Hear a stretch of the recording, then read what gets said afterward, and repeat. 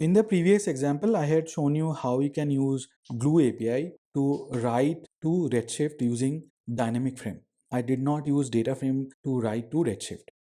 Now, what if you have to use PySpark to write to Redshift? How do you do that on Glue? One very important consideration for that is the VPC endpoint that I had shown you earlier. So VPC endpoint is the prerequisite. We'll have to create a VPC endpoint for secrets manager. Without that, we cannot use PySpark.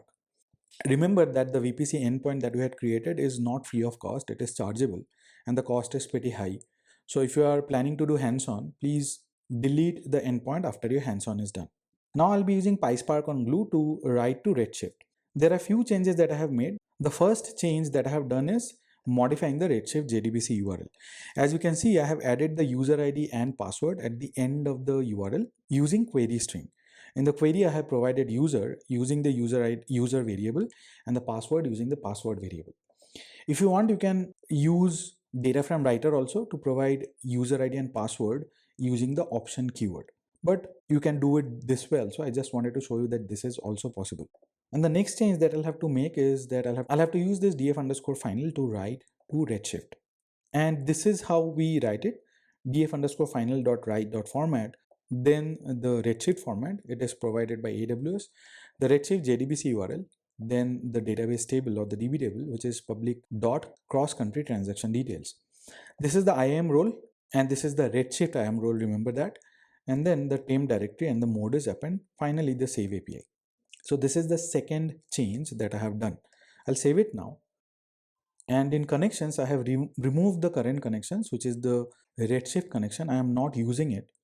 But instead of that, I'll have to provide dependent jars path because I'll be using Redshift JDBC driver and MySQL JDBC driver. So I'll have to provide the jar path for both of them. I have uploaded the files in S3 3am Spark folder. This is the MySQL connector or MySQL jar file. Copy the S3 URI, provide it here.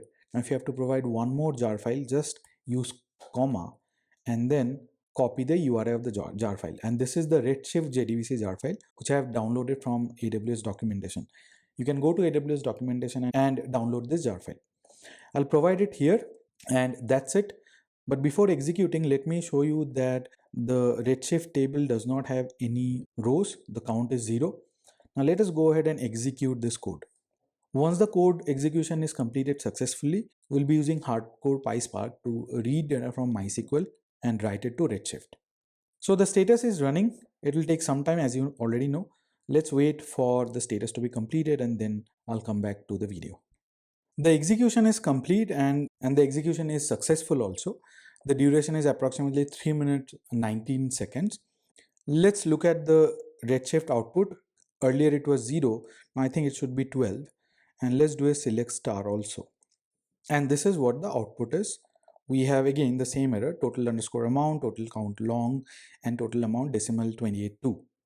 This can be easily fixed, but what I wanted to show you is how we can use PySpark and only PySpark without using the Glue API to write to Redshift. The two most important considerations: we'll have to use the same Redshift format, the IAM role and the temporary directory, and along with it, in the job details, we'll have to add the dependent jars, which should be for MySQL and Redshift for this case. If you're using only Redshift, we'll have to provide the jar file for Redshift only.